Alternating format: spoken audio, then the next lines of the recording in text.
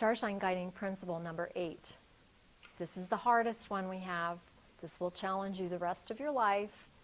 Practice connect versus convince. Exercise compassion versus judgment. Love versus fear. Now, this one is the toughest one that all of us are learning all the time. Because what do you want to do when you're trying to get your child to sit down and start doing their math or practice their piano? What do you want to do? Sit down, practice your piano right now. Well, that is convince. And it does work for a minute, but doesn't work for very long. So what you want to try to do is connect with your child. You want to try to make a connection that they want to do. So in the instance of piano, you want them to sit down for 15 minutes to play the piano. See how you can entice them to do that instead of making them do that.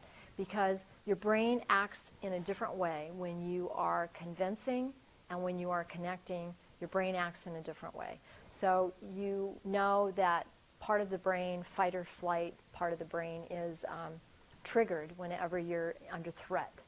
And that happens in a little child too. And when that trigger happens, your brain actually shuts down and starts to go into survival. So if your child is really resisting you, they're not going to learn. It's just really, it's like impossible to get any learning to go into their brain. Your brain learns easier and better when it's happy and laughing. Think about yourself. Think about the things that you remember because you were in the middle of laughter. When you're laughing and you're happy, learning is natural. When you're angry and you're scared and you're running and you're tired, you can't learn.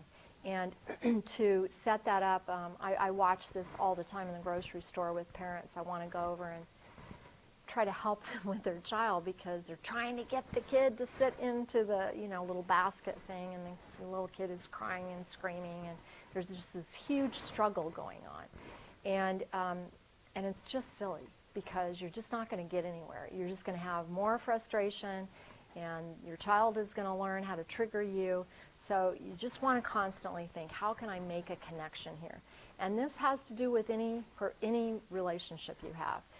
When you exercise compassion versus judgment, instead of thinking, oh, Johnny's being a bad boy, when you go, what if Johnny wasn't being a bad boy? What if there's something else going on here? Maybe he, one of my daughters had a nail in her shoe one time when she was about 1.5 years old.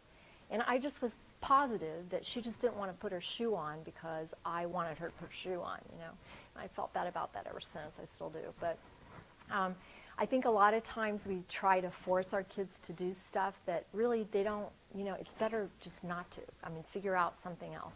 And then love versus fear. Love is a different part of your brain than fear is. And, but it's very triggered, related.